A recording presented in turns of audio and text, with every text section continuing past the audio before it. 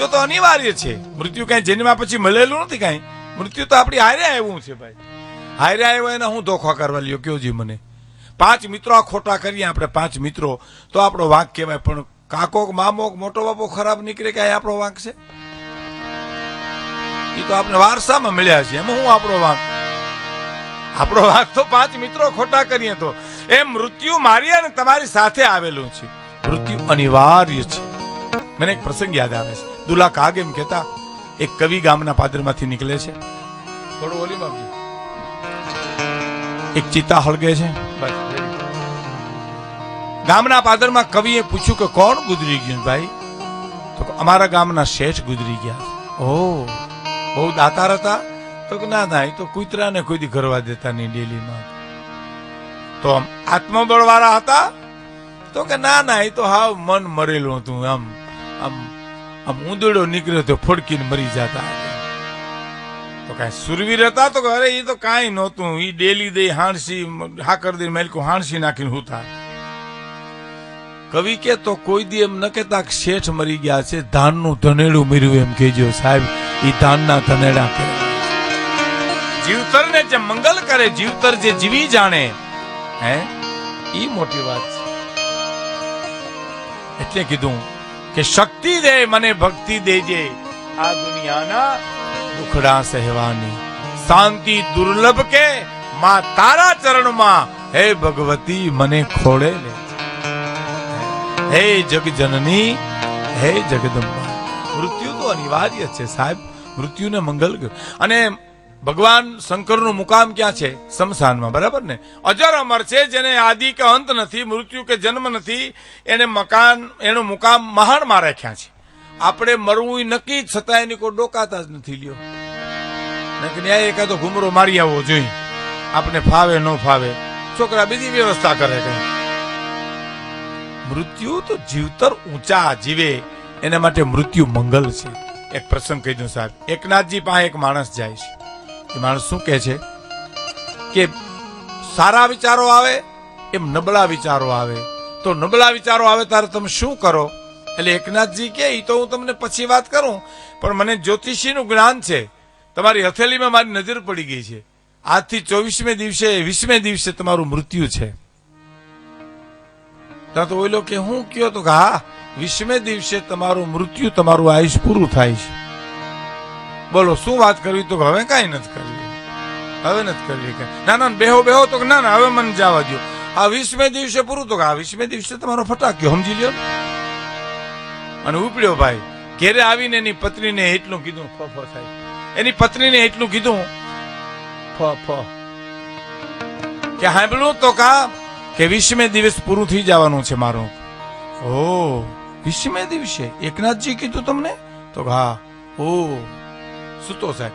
1 દી, 2 દી, 5 દી, 15 દી, 18 દી, 19 દી, 20મા દિવસનો જ્યાં હુરુજ જીગો મૃત્યુ આવ્યું કે આવશે, મૃત્યુ આવ્યું કે આવશે. તો એકનાથજી આવી ગયા સાહેબ. કાટ કાટ કાટ પગથિયાં ચડી અને એટલું કીધું કે તમારી ગાયત ઉપરથી તમે બચી ગયા.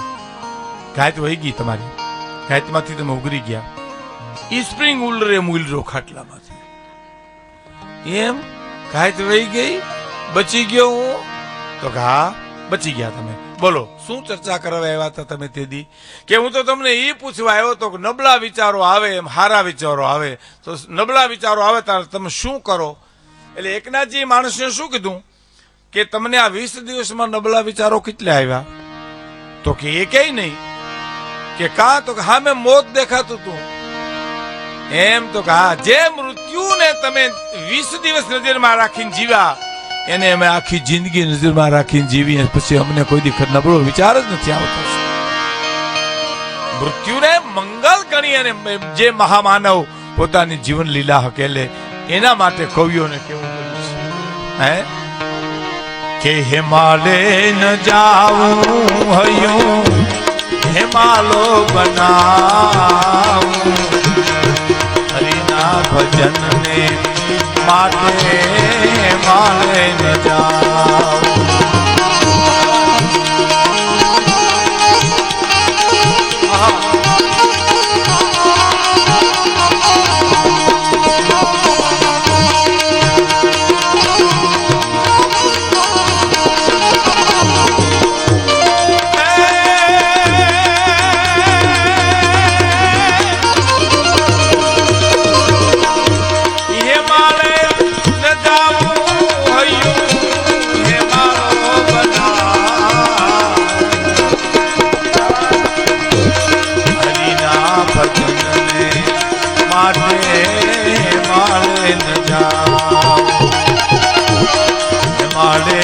ન જાવું મારું હૈયું હેમાલો બનાવું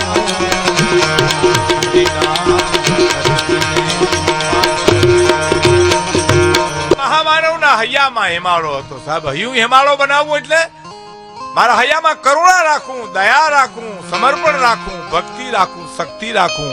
એને ક્યાંય જવાની જરૂર નથી. હિમાલય ન જાવું મારું હૈયું હેમાળો બનાવું. હરિના ભજનને માટે હિમાલય ન જાવું. ક્યાંય જવાની જરૂર નથી માણસ. હે એક સાધુ ને એક જણો પગે લાગીને કે મારે એકાંતમાં જાવું બાપુ. તો કે એકાંતમાં શું કરું? તો કે ભજન કરવું છે. એમ તો આખું ઘર હુઈ જાય તારું, પછી ખૂણામાં બેઠો બેઠો ભજન કરતો નથી થતું. તારો તો દીકરા બીજે જમાવવી એટલે જ આવું છે. તારે તો ભાઈઓ છોડીને બીજા ગુરુભાઈ કરવાસ, દીકરા છોડીને ચેલા કરવાસ. એ જવાની જરૂર નથી. બાપ ગ્રસ્તાશ્રમમાં રહી અને પરમાત્માની ભક્તિ કરી અને માતાજીની પ્રાપ્તિ કરવી, એનો આ જાગતો જીવતો જાગતો દાખલો આપણા સમાજમાં છે. અને એની પીઠબળ, એની પાછળ ઔધોજી બાપાએ જે કાંઈ મેળવ્યું એનું પાછળ એક શક્તિનું સમર્પણ છે અને રેવાબાનું સમર્પણ છે. જે ગર્ભ શ્રીમંતની દીકરી અને એ ઔધોજીભાઈના અર્ધાંગના તરીકે એક ભાડાના મકાનમાં રહે છે. આ દેશની આર્ય નારી જ કરી શકે બાપ, બીજું કોઈ ન કરી શકે. અને નાનામાં નાના માણસને રોટલો ખવડાવો, ટુકડો ન્યા હરી ટુકડો એને ચરિતાર્થ. બહુ સરસ એના જીવન ચરિત્રમાં એક પ્રસંગ છે કે એક ગામડાની એક વણકર બાઈ પ્રધા આવી અને રેવાબાના હાથનો રોટલો લઈ અને જાય. એક દિવસ એને આંગણે ખાતા ખાતા રેવાબાઈ એટલું કીધું કે એક ઈચ્છા બહુ છે અમારી, ભાડાનું મકાન છે, જો ઘરનું મકાન થઈ જાય ને તો. અને એ વૃદ્ધાએ શું એ શબ્દો નીકળ્યા છે, કલ્પના તો કરો સાહેબ. આશીર્વાદ દેવાય જાય છે કાંતિભાઈ, શ્રાપ પણ દેવાય. શ્રાપ દેવાનો વિષય નથી, આશીર્વાદ દેવાનો વિષય નથી. એ નીકળી જાય છે ને શક્તિ કોઈ અટકાવી ન શકે સાહેબ. એ નીકળી જાય. અને રોટલો આરોગતા એ વૃદ્ધા એટલું બોલે કે બેન તારે તો એવું મકાન ઘરનું થાય છે કે ક્યાંય મોટરું મૂકવાની જગ્યા નહીં મળે એવું મકાન તારે થાય છે. સાચું પડ્યું છે મારા ને તમારા સામે. હું એકવાર મુંબઈથી આવતો હતો. મુંબઈથી એક ગરીબ સુરદાસ માગતો હતો ટ્રેનના ડબ્બામાં. એ તમે ચિત્ર જોયું હશે ટ્રેનમાં, તમે જુઓ અવારનવાર કોઈ માગતું હોય, કોઈ પાવા વગાડતું હોય. એમાં એક સુરદાસ આંખો વિનાનું અંધારું ગીત ગાતા ગાતા નીકળે, હાથ લાંબો કરીને. હું આમ પાટિયા ઉપર સૂતો તો મારી સામે એક ભાઈ સૂતા હતા. એ માણસ ઉઠી ગયો ભાઈ નીંદરમાંથી. મેં જોયું ખિસ્સામાં એક દસ્યું, તેથી દસ્યાનું ચલણ હતું સાહેબ. એ દસ્યું આપ્યું પણ સુરદાસ આગળ નીકળી ગયા. એટલે વચ્ચેના માણસને એમ કીધું કે લ્યો આ દસ્યું એટલે સુરદાસને આપી દો ને. એટલે વચ્ચેના માણસે આમ દસ્યું સુરદાસના હાથમાં આપ્યું અને સુરદાસના મોઢામાંથી શબ્દ નીકળી ગયા, ભગવાન તમારું હારું કરશે. આ સાહેબ મારી નજરે જોયેલી વાત તમને કહું છું. ભગવાન તમારું હારું કરશે. તા એક માણસે કોમેન્ટ કરી કે કોનું દસ્યું કોને દીધું, સુરદાસે કોને દુઆ દીધી. જુઓ તો ખરા. સુરદાસ સાંભળી ગયો સાહેબ. પાછો વળીને જે બોલ્યો છે, આહા હા શું બોલ્યો ખબર? કે ભાઈ હું આંધળો છું, મારી દુઆ આંધળી નથી. મને હુજતું નથી પાડી, મારી દુઆ આંધળી નથી. એ તો દહિયાવાળાને ગોતી લે જ્યાં હશે એમ. અંતરનો જે પુકાર નીકળે આશીર્વાદનો એ મળી જાય. એનું કારણ ટુકડો ને હારી ટુકડો સાહેબ. એક જ સંતોષ જો કોઈ પણ માણસને હોય ને તો અનાજમાં છે, રોટલો ખાવામાં છે. એટલે આ દેશ બહુ સમૃદ્ધ છે. આ દેશ એટલે આપણો ગુજરાત. ગુજરાતમાં આપણો સૌરાષ્ટ્ર. હા એક દુહો બહુ જાણીતો છે, હું ઘણી વાર કહું છું કે કાઠિયાવાડમાં કોક દી અને તું ભૂલો ન પડી જા ભગવાન, પણ તને મારું મહેમાન કે તને સ્વર્ગ ભૂલાવી દઉં શામલા, પણ મારી કાઠિયાવાડમાં કોક દી અરે રે તો ભૂલો ન પડી જા ભગવાન. કાઠિયાવાડમાં શું કામ ભાઈ? હે મધ્યપ્રદેશ, બંગાળ, બિહારમાં ભૂલો પડે ખટારા ધક્કા મારવે છે. અહીંયા એટલા માટે મોહન થાય મહેમાન અમઘર એક જ વાર. હે દ્વારકાધીશ, હે મુરલીધર, હે મોહન, એકવાર મારે ઝૂંપડે આવી જા બાપ.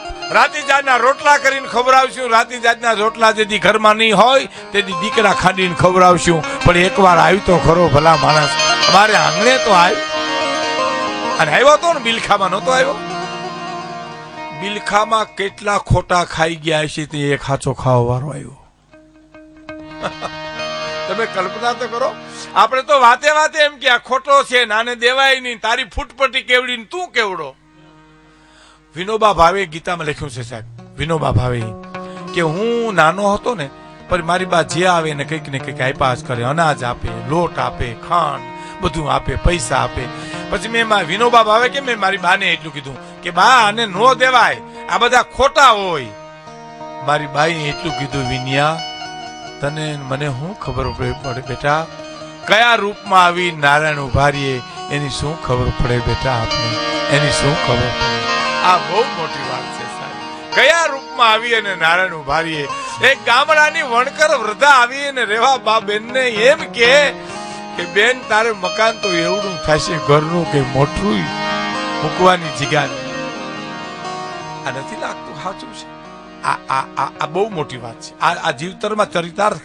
પૈસો તો ખેર, રૂપિયો તો આવે અને જાય. રૂપિયો ક્યાં માણસને અડ્યો તો? આ મહામાનવનો રૂપિયો અડ્યો નતો સાહેબ, એની આજુબાજુ ઘુમરા મારતો હતો. પણ એ માણસ રૂપિયાથી પર હતો. એ માણસ એનું આત્મબળ જબરું હતું, એની મૂડી ઈ હતી.